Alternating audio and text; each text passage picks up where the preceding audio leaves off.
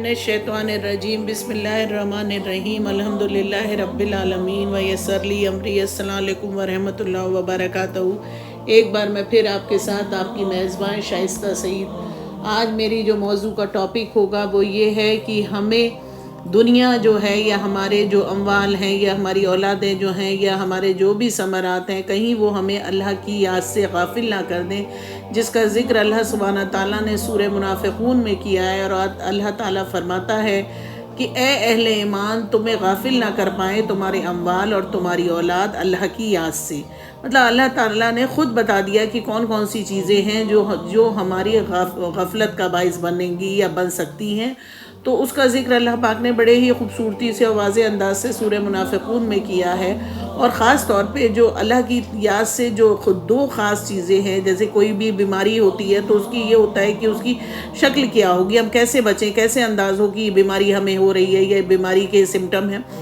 تو ہماری جو دنیا میں غائب ہونا یا غافل ہونا یا دنیا کی کو اپنے اوپر مسلط کر لینا، اس کو بس وہی حاوی رہنا، تو اگر یہ سب چیزیں تو اس کی ہمیں کیسے پتہ چلے گا کہ ہم دنیا میں ہی غلو ہو گئے، ہمیں دنیا ہی بس ہے۔ تو اس کی جو چیزیں ہیں کہ اللہ سبحانہ تعالیٰ نے بڑی خوبصورتی سے بتایا ہے کہ کس طرح سے ہم اس سے بچ سکتے ہیں۔ تو اس میں سب سے زیادہ چیز کیا ہے کہ جو اللہ پاک نے اس آیت میں واضح کیا ہے کہ جو انسان اللہ کی یاد سے غافل کرنے کا جو اس دنیا میں باعث بنتی ہے وہ ہے مال اور اولاد۔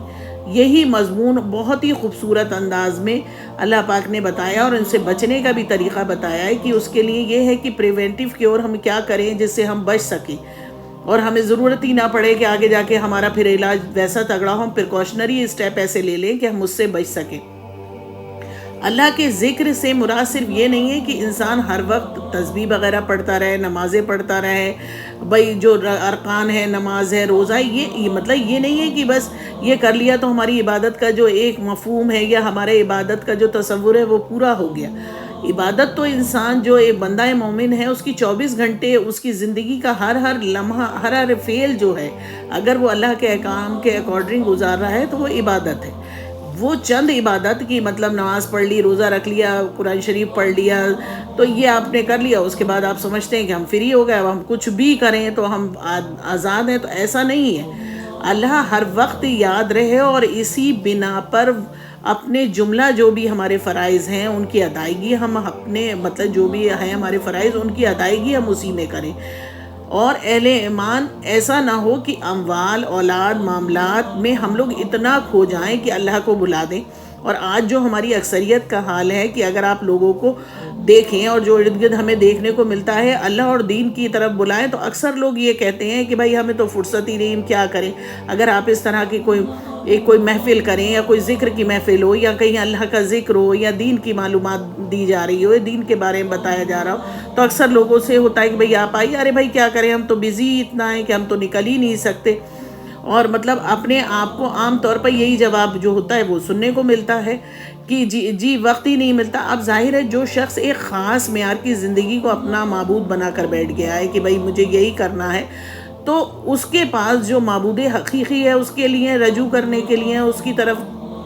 توجہ کرنے کے لیے تو وقت رہا ہی نہیں۔ تو اب اس میں ظاہر بات ہے یہ جو مرض ہے، یہ جو مرض جس کو ہم کہتے ہیں نفاق کی جو چھوت سے بچنے کے لیے جو پرہیزگاری اقدام ہے جس کو بتایا جا رہا ہے، اگر وہ اس کو بھی نہیں آئے گا اس کی طرف تو ظاہر بات ہے وہ گمراہی میں بہت آگے نکل گیا۔ لیکن اگر وقت رہتے وہ بندہ اللہ کی یاد اپنے دل میں تازہ کر لے اور اللہ کے راستوں کی طرف لوٹ آئے تو وہ اپنی اس بیماری سے بچ سکتا ہے۔ اور ساتھ ہی اللہ کی یاد کو پھیلانے والے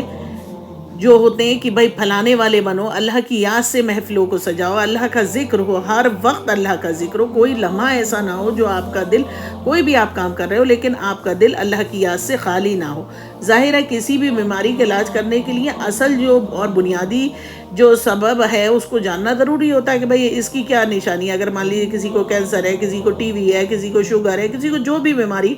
تو اس کے جو سمٹم ہوتے ہیں اسی کو دیکھ کے پہلے آپ کو ڈھونڈنا پڑتا ہے، پھر آپ اس بیماری کی علاج کرنا شروع کرتے ہیں۔ پھر سب سے پہلے تو اگر ہلکے اس پہ ہے تو آپ اس کو گھر پہ ہی بھائی علاج ماجرا کرتے ہیں۔ تو وہی والی بات ہے کہ نفاق کی بیماری کا جو اصل سبب ہے، چونکہ دنیا کی محبت ہے اور دنیا کی محبت جو ہے اس کا سب سے بڑا مظہر مال کی محبت۔ لہٰذا اس بیماری سے نجات کے لیے جو اللہ سبحانہ تعالیٰ نے کہا ہے کہ ضروری ہے دل سے جو ہے مال کی محبت کو نکال دیا جائے، اور اس محبت کو ختم کرنے کا مؤثر طریقہ جو علاج ہوتا ہے، کہتے ہیں نا اب علاج کیا ہے کہ بھئی یہ تو پتہ چل گیا کہ مال کی محبت ہے، اگر مال کی محبت ہے تو نفاق ہے، یہ بیماری ہے آپ کے اندر، تو اس کو اب کیسے ختم کرا جائے؟ تو اس کے لیے جو ایک بہت کارگر طریقہ ہے کہ زیادہ سے زیادہ مال جو ہے اللہ کی راہ میں خرچ کرو۔ اللہ سورہ منافقون میں واضح انداز میں بتا رہا ہے، آیت نمبر 9، 10، 11، 12 میں آپ جائیے اور پڑھیے کہ اللہ سبحانہ تعالیٰ کہتا ہے کہ مطلب سب سے زیادہ مؤثر طریقہ یہ ہے اس بیماری سے بچنے کے لیے کہ آپ اپنے مال کو اللہ سبحانہ تعالیٰ کی راہ میں خرچ کیجیے۔ پھر وہ اس وقت کے اور خرچ کرنے کے بعد کہ اے اپنے مطلب خرچ بھی کرے اور اللہ سے ہر وقت دعا بھی مانگے کہ اے اللہ مجھے اس مال کی محبت میرے دل میں کم کر دے، اور میری اولاد کو بھی راہ راست پہ رکھ۔ اور اولاد کی محبت بھی کہتے ہیں، یہ تو کلام پاک میں واضح انداز میں آیا ہے کہ اللہ پاک ہمیں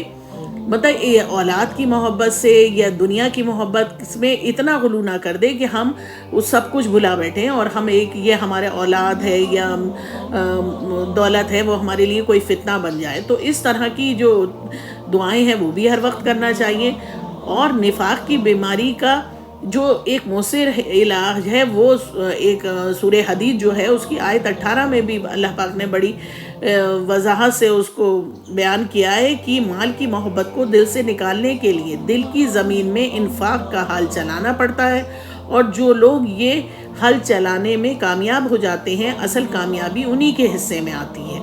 تو اس طرح سے اگر آپ کام کریں گے، اپنے آپ کو مطلب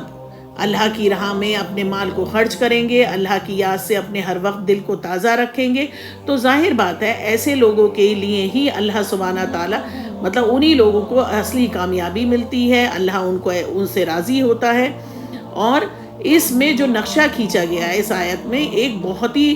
حسرت کا وقت جب مطلب کہتے ہیں نا ایک وقت ایسا بھی انسان پہ آتا ہے کہ وہ حسرت کا وقت ہوتا ہے کہ جب انسان کف افسوس ملے گا کہ اے کاش میں اس مال کو اللہ کی راہ میں صدقہ کر سکتا۔ آج یہ لوگ دونوں ہاتھوں سے مال جمع کر رہے ہیں اور گھروں کی آرائش اور زیبائش پر بے تحاشا خرچ کر رہے ہیں، لیکن ایک وقت آئے گا جب اہل عیال، عزیز، اقارب، مال، دولت، جائیداد سب چھوڑ کر یہاں سے جانا ہوگا۔ اس وقت ہر انسان یہ حسرت کرے گا کہ کاش پروردگار کیوں نہ تو نے مجھے ذرا اور مہلت دی، تو اگر تو مجھے ذرا اور مہلت دے دے یا میرے اس وقت کو ٹال دے تو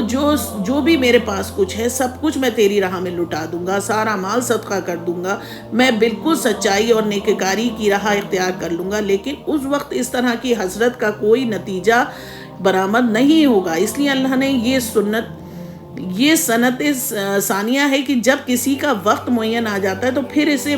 جو بھی مہلت ہے چاہے وہ کتنی معافی مانگ لے، کچھ مانگ لے، وہ قبول نہیں ہوتی۔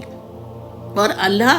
اور جو مہلت ہمارے لیے رکھی گئی ہے اگر اس وقت ہم اپنے مطلب صحیح راہ پہ آ جائیں تو ہماری توبہ بھی قبول ہے، سب کچھ ہے۔ تو اس لیے بہتر یہی ہے، اور موت کا وقت تو کسی کو نہیں معلوم، جو میں نے اپنے پچھلے ٹاپکس میں بھی کہا ہے کہ موت کے وقت کے بارے میں تو کوئی نہیں جانتا، اور جو کچھ ہم کر رہے ہیں اس سے اللہ راضی رہے، اللہ کے مطلب احکام کی ہم پامالی نہ کریں، اللہ کے احکام کو ہم اپنی زندگی کا حاصل اور اصول بنا لیں، تو یہ سب چیزیں ہیں۔ لیکن ہم جان کر بھی نہیں جاننا چاہتے۔ اب میں اس طرح سے جو کرتی ہوں یا تھوڑا بہت بھی جو میری سمجھ میں آتا ہے میں بتانے کی کوشش کرتی ہوں کہ آج یہی ہوتا ہے کہ دین کی محفلیں، دین کی جانکاری کے لیے یا دین کے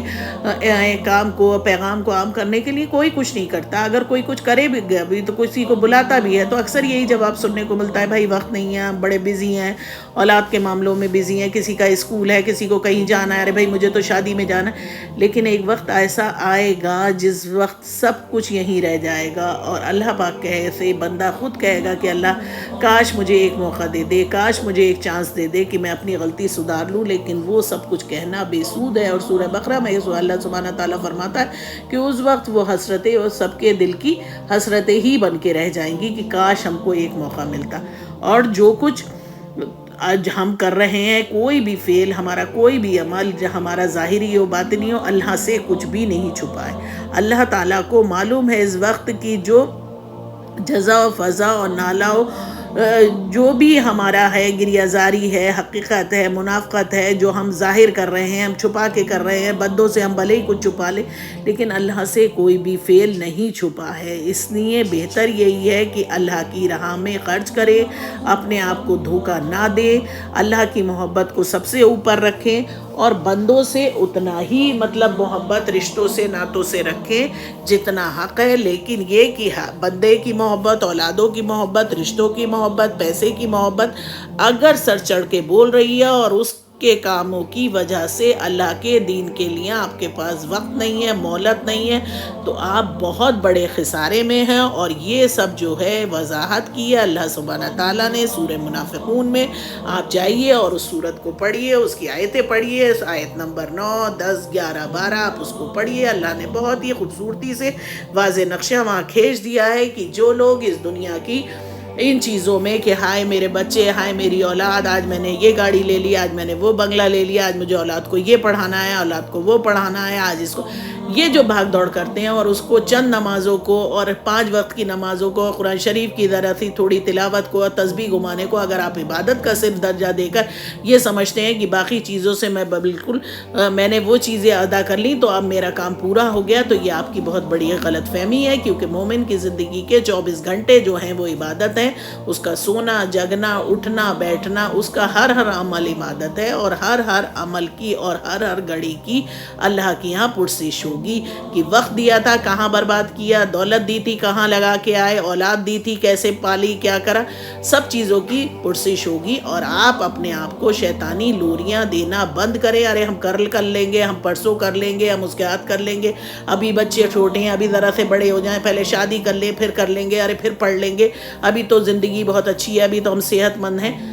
زندگی کا کوئی بھروسہ نہیں، موت کب آئے گی کسی کو نہیں معلوم۔ بہتر یہی ہے وقت رہتے اپنی اصلاح کریں اور اللہ کو راضی کریں اور اپنے آپ کو